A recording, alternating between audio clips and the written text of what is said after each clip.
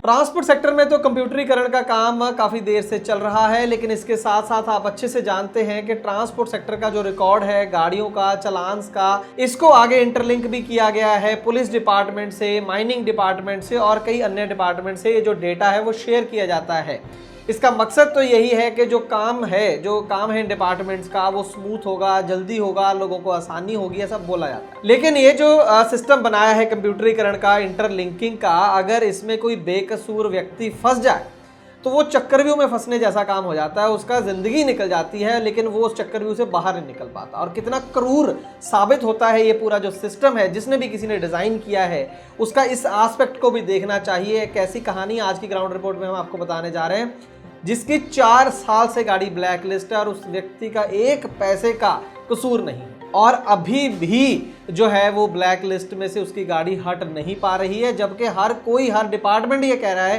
कि तुम्हारा कोई कसूर नहीं। ऐसा क्या हुआ है, कौन शख्स है जो फंस गया है और कैसे फंस गया है, और क्या वो इस चक्रव्यूह से निकल पाएगा, तो देखते हैं आज की इस खास ग्राउंड रिपोर्ट में एक छोटे से कमर्शियल के बाद। ट्रांसपोर्ट टीवी की नई पेशकश है ट्रांसपोर्ट मॉल, जो कि गाड़ियों का बीमा करवाने के लिए सबसे सही जगह है। तो बीमा के लिए व्हाट्सएप करें गाड़ियों के नंबर 90 831 90 831 पर।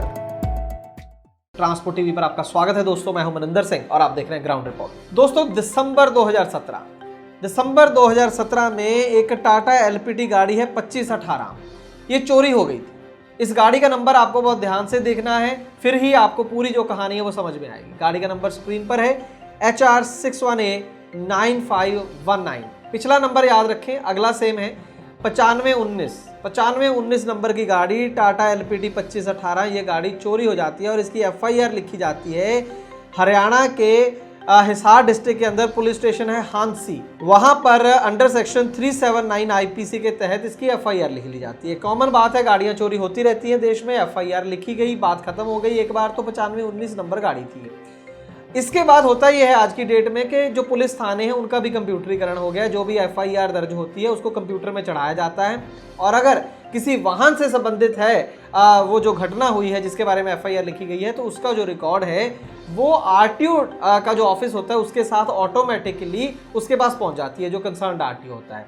तो इस केस में गाड़ी चोरी हुई थी तो RTO के पास भी इंफॉर्मेशन पहुंचनी थी कि भाई ये जो 9519 नंबर गाड़ी है ये चोरी हो चुकी है और इसको ब्लैक लिस्ट कर दिया जाए, ताकि अगर कोई भी व्यक्ति जो चोर है इस गाड़ी को जिसने चुराया है वो इसका टैक्स ना भर सके, परमिट ना ले सके, कोई भी काम ना कर सके। तो इसके लिए ये ब्लैक लिस्ट है। सिस्टम तो देखा जाए बहुत अच्छा बना हुआ है, लेकिन हुआ क्या कि जब उस थाने के अंदर जिस भी वो व्यक्ति ने कंप्यूटर में वो रिकॉर्ड चढ़ाया, वहां 9519 की जगह लिख दिया 9517, 9 की जगह 7 लिख दिया। बस इतनी सी गलती कर दी, और जिस व्यक्ति के वो बेचारे की गाड़ी थी 9517, वो घर बैठा ही इस चक्रव्यूह में फंस गया। अब गाड़ी जो 9519 थी ये थी LPT 2518, ट्रक था बड़ा, लेकिन जो 9517 गाड़ी थी ये एक महिंद्रा पिकअप थी 2011 मॉडल, हरियाणा की ही। अगले जो नंबर थे HR61A वो सेम था, 951 तक सेम था, सिर्फ 9 और 7 का फर्क था। तो इससे पहले तो जो महिंद्रा पिकअप के ओनर है राजेंद्र कुमार, फतेहाबाद हरियाणा के रहने वाले, उनको पहले तो पता ही नहीं चला। वो किसी काम से RTO ऑफिस गए होंगे, जब उनको पता चला कि उनकी गाड़ी ब्लैक लिस्ट हो चुकी है। क्यों ब्लैक लिस्ट हो चुकी है? क्योंकि आपकी गाड़ी चोरी हो चुकी है। वो कह रहे कि गाड़ी तो मेरी चोरी नहीं हुई, गाड़ी तो मेरे पास है, ब्लैक लिस्ट कैसे कर दी? वो कह रहे हम नहीं कुछ जानते हैं, बस हमें तो FIR पीछे से जो है डाली गई है, पुलिस डिपार्टमेंट ने अपडेट करी है, हम तो उसके हिसाब से चलेंगे। अगर आपको लगता है कि आपकी गाड़ी चोरी नहीं हुई है तो आप पुलिस स्टेशन जाएं, जो हांसी पुलिस स्टेशन जाएं, वहां पर इस गलती को ठीक करवाएं, फिर आपका कुछ हो सकता है। ये बात मैं कर रहा हूं दिसंबर 2017 में, तब ट्रांसपोर्ट टीवी शुरू नहीं हुआ था। ट्रांसपोर्ट टीवी शुरू हुआ 2018 में, और 2019 में ये केस हमारे पास आया था। तब राजेंद्र जी ने पूरी स्टोरी हमें सुनाई थी, और हमारी टीम से जो बन पड़ा हमने करने की कोशिश की, पुलिस स्टेशन में भी बात करने की कोशिश की। उस समय भी जब हमारी बात हुई, पुलिस स्टेशन वाले ये मान गए थे कुछ हद तक के 9517 हाँ ये गाड़ी तो चोरी नहीं हुई है, लेकिन गलती कैसे हो गई है ये भी वो नहीं मान रहे थे या ना बता रहे थे।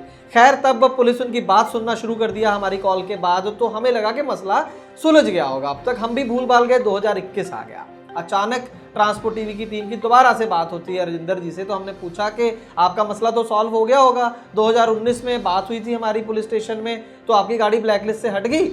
तो उन्होंने बताया कि सर नहीं हटी है, अभी तक नहीं हटी है। तो हमने पूछा कि क्या हुआ उसके बाद, क्या पुलिस ने बात नहीं सुनी? उन्होंने कहा पुलिस ने तो आपकी कॉल के बाद हमारी बात सुनी। पुलिस ने इसको लेकर बाकायदा एक पत्र लिखा है डायरेक्टर SCRB मधुबन करनाल के नाम पे स्टेट क्रिमिनल रिकॉर्ड ब्यूरो, जहां पर ये पूरा दर्ज रहता है जो भी FIRs वगैरह, उनको एक पत्र लिखा है। उसमें साफ लिखा है, निवेदन ये है कि दिनांक 19 दिसंबर 2017 धारा ये थाना शहर हांसी दर्ज किया गया था, जिसमें एक ट्रक नंबर HR61A9519 था जो टाटा LP के 2518 मॉडल वर्ष 2011 था, जो गलती से NCR रिपोर्ट में ट्रक की जगह पिकअप नंबर HR61A9517 लिखा गया है, जो अब पिकअप मालिक अपनी गाड़ी की फिटनेस करवाना चाहता है। अतः जनाब से प्रार्थना है कि पिकअप गाड़ी के नंबर HR61A9517 को ब्लैक लिस्ट से हटाया जावे, जनाब की अति मेहरबानी होगी।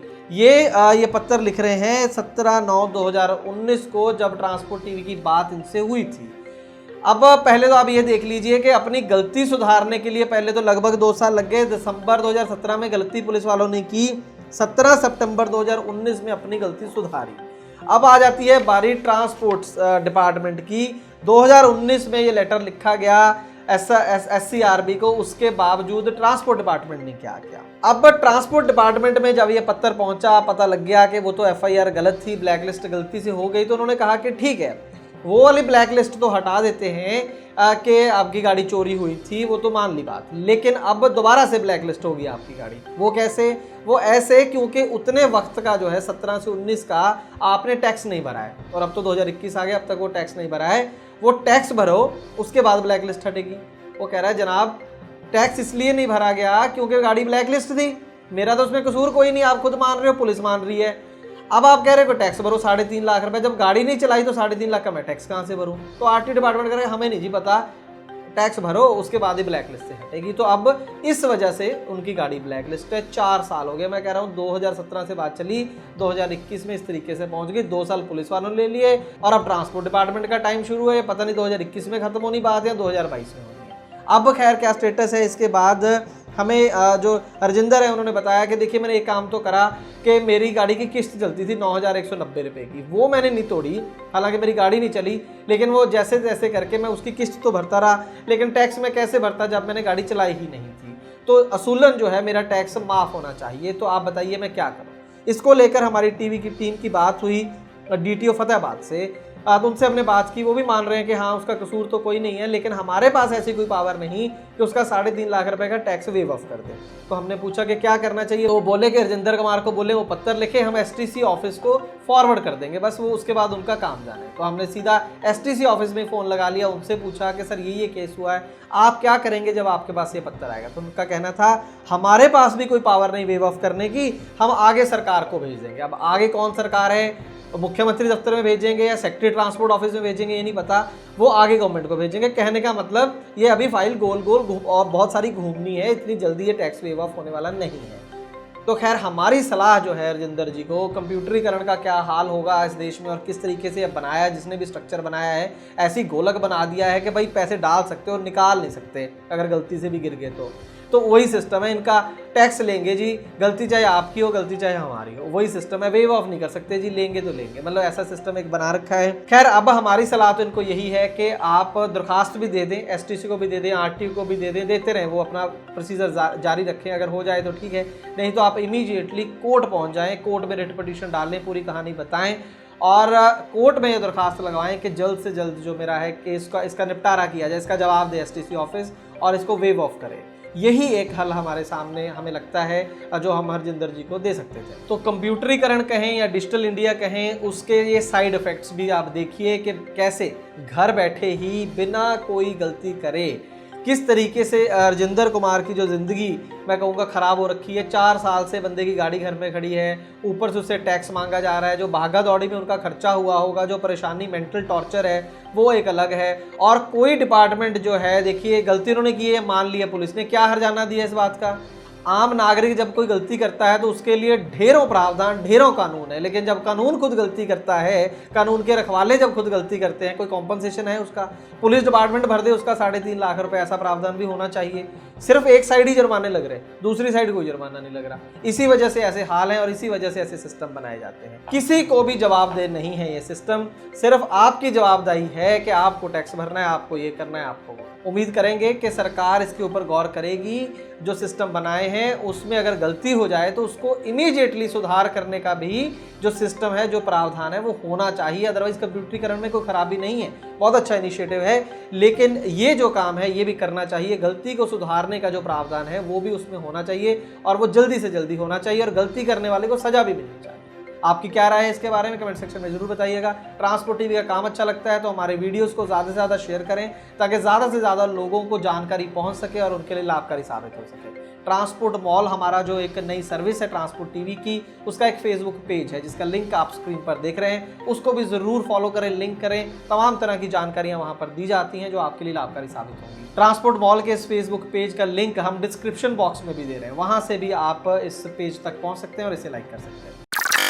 दोस्तों, अगर आपकी गाड़ी का बीमा खत्म हो चुका है और नए बीमे के लिए इंस्पेक्शन की जरूरत है तो ट्रांसपोर्ट मॉल को संपर्क करें। खर्चा तो कम होगा ही, देश के किसी भी कोने में आपकी गाड़ी हो, हमारा सर्वेयर वहां पर पहुंच जाएगा। इसीलिए मैं कहता हूं कि गाड़ी का बीमा सिर्फ और सिर्फ ट्रांसपोर्ट मॉल के प्लेटफॉर्म से 90-831 पर अभी अपनी गाड़ियों के नंबर व्हाट्सएप करें। ट्रांसपोर्ट टीवी को यूट्यूब पर अभी करें सब्सक्राइब और दबाएं बेल आइकन। फेसबुक पर लाइक करें हमारा पेज और ट्विटर पर भी करें फॉलो। ट्रांसपोर्ट टीवी, जानकारी लाभकारी।